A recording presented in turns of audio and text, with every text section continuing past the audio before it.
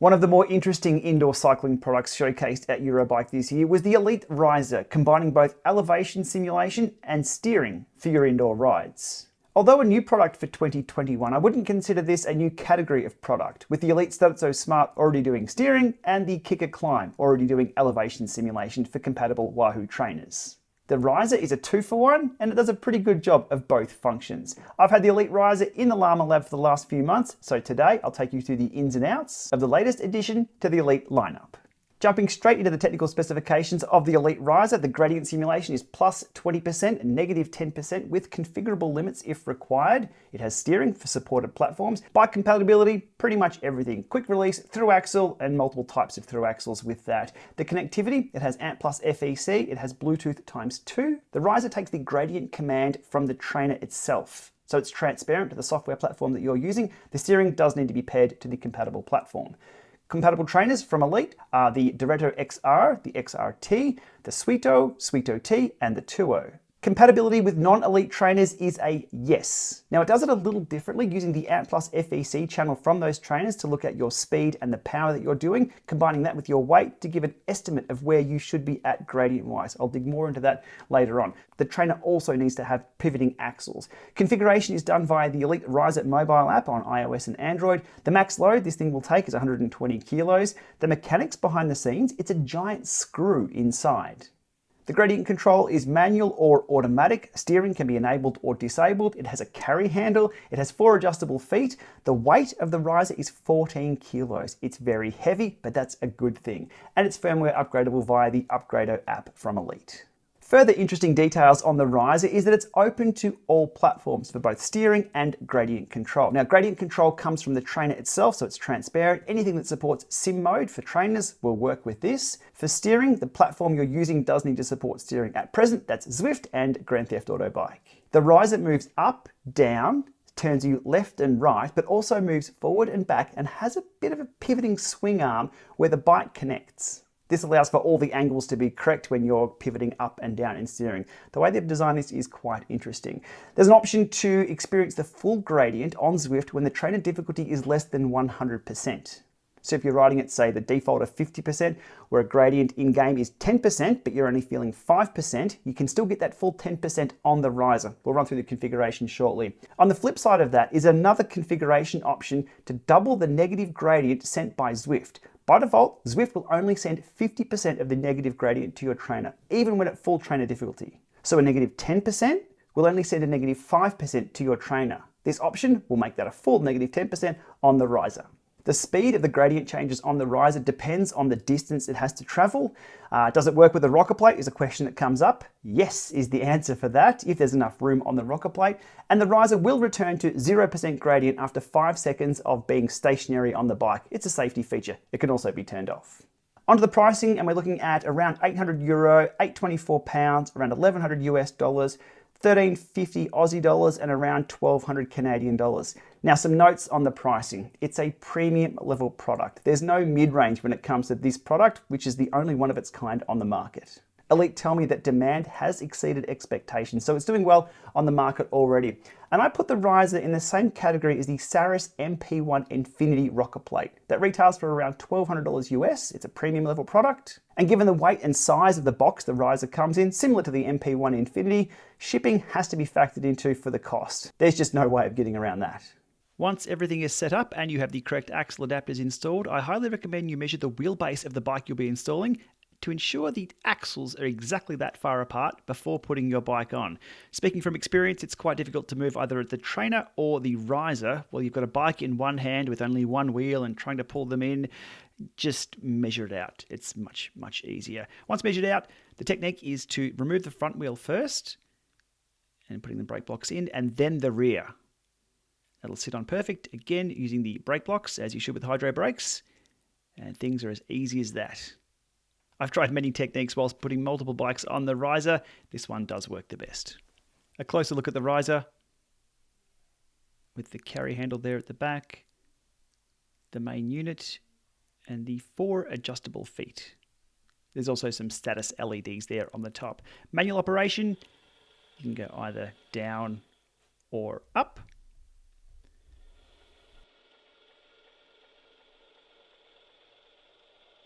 And pressing the center button there will return it to simulation mode, which puts it back to 0%, I believe, or level, before starting the next ride. Software configuration-wise is done via the Elite Rizer app. Once connected, we can do some manual control, where you'll see the bike go both up and down here on screen, and you'll see the base of the unit both move forwards and backwards to account for those different angles as the bike moves up and down. Configuration-wise, there's quite a few things to go through here, so top to bottom, no firmware upgrade required, 2424 is the latest. Set trainer difficulty. Now this is where it matches the true gradient regardless of what you've set your trainer difficulty to in Zwift. So if Zwift trainer difficulty is set to 50%, set this to 50% and you'll get the full true gradient on the riser itself. Pairing has already taken place to the Diretto XR, but that's where you pair to a different trainer or a new trainer. Set 0 level is where you can set your own preference to maybe tilt the front of the bike up a little bit. That's always my preference whilst training indoors. And the last little red box there is the double negative slope toggle box, which, as they say here, should be activated if you use the riser with Zwift, if you would like to correctly interpret the negative slope data sent by Zwift. What this does behind the scenes is double the negative slope sent by Zwift. The Elite Rizer does have the concept of profile. So I have one profile set up here. We can have a maximum of 5. I have my weight set, my bike weight set, the minimum level, the maximum level, and the wheelbase of the bike. I also have safety mode toggled on. Let's toggle that off. We only live once. And we'll hit save on that, and away we go. In recent times, I've had a lot more luck pairing via the companion app for all my peripherals on Zwift. So once the companion app is logged in, I can switch over to that rather than go direct to Windows 11. And magically everything starts to work. So we'll select the Diretto XR as the power source. Wait for that to connect. Cadence, we'll go the Diretto XR. And controllable, again, the Diretto XR. Okay, those 3 down. The Viva heart rate strap is good to go, and the riser steering has already automatically paired. Okay, just testing that out. Turn, turn, turn. Looks good to me. Time to clip in and give this a test ride through Titans Grove. Rolling out towards Titans Grove, and Zwift freeride steering is responsive and allows me to swerve all over the road.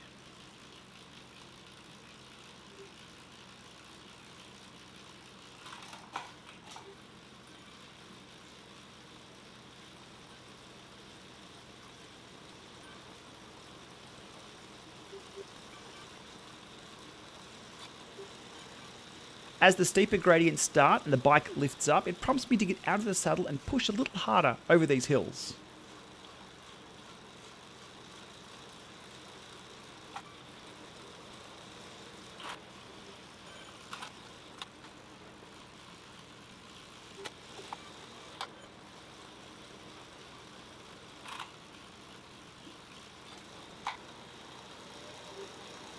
When it comes to sprints, there are no problems at all. That was a 1200 punch onto the pedals, and the unit held up just fine. Now, where things get really interesting with the riser is on Repack Ridge, the Zwift mountain bike park. The steering switches from tramline style steering into free world steering, where you don't get any assistance whatsoever.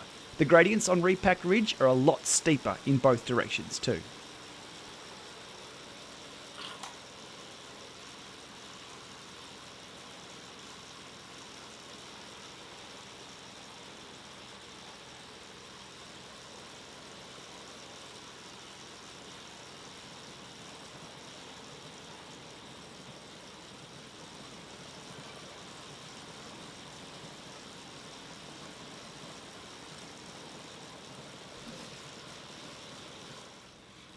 The best use of the riser that I've encountered is on the steeper sections where you're out of the saddle, cranking out the watts and steering around those tight corners. This is hands down the best fun on Zwift when it comes to full motion interactivity.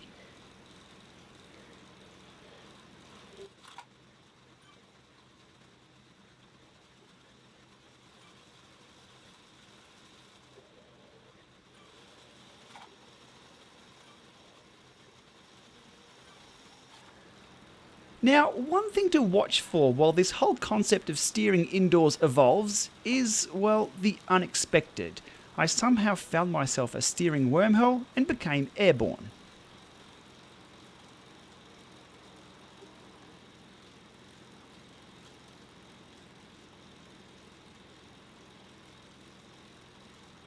Okay, this has been reported to Zwift, so they'll be looking into that. Now onto the experience with the Rizer and the Wahoo Kickr 5.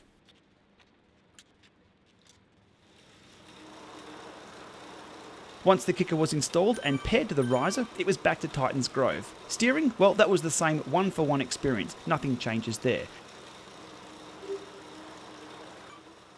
The gradient, however, was now being calculated from the Ant Plus FEC broadcast from the Kickr. Using flywheel speed, the power that I was doing, and my user weight were all combined to set the gradient on the Rizer. With the Rizer app open, we can see the resulting gradient that it is setting.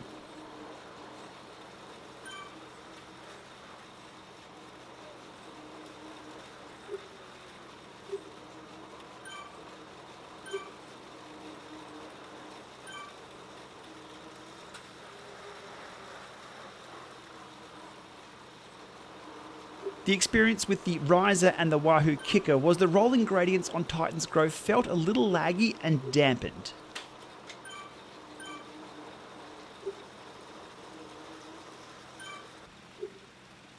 The combination of the Kickr and Rizer worked best on the longer, steady climbs.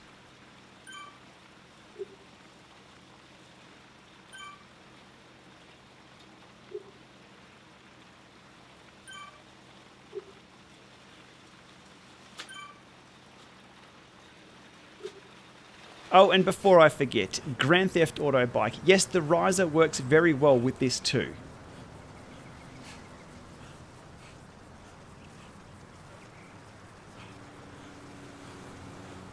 So if you're looking for something a little different, maybe with a bit more violence, or some totally random chaos, this might just be your thing.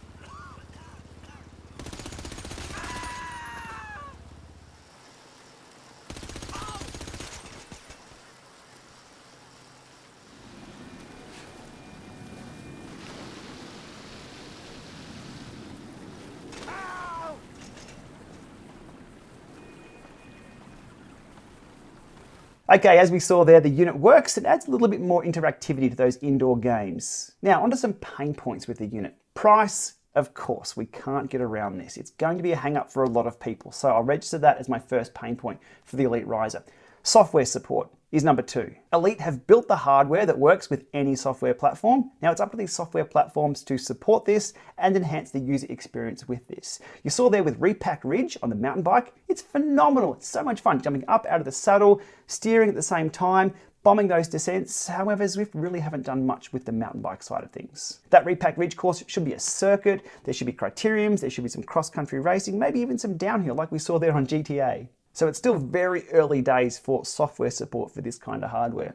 Next up is standards. There's no Ant Plus gradient, there's no Ant Plus steering profile, same with Bluetooth, so that software can be globally compatible and present the same user experience with this kind of hardware. You saw a few minutes ago in the video, using the Rizer with the Directo XR was a different experience than using it with the Kickr 5. Having better standards, that wouldn't be the case. It would level everything out and present the same user experience with the same hardware that should do the job of elevation and steering and similar. And finally, putting your bike on and off the Rizer can be a little clumsy given there's no wheels on the bike at all. But if you use my technique of measuring out your wheelbase, putting the front in first before swinging the bike around and locking the back in, you should be good to go. Onto my summaries and conclusions. Well, as you saw, the Rizer does exactly what it's designed to do, both gradient simulation and steering on supported platforms.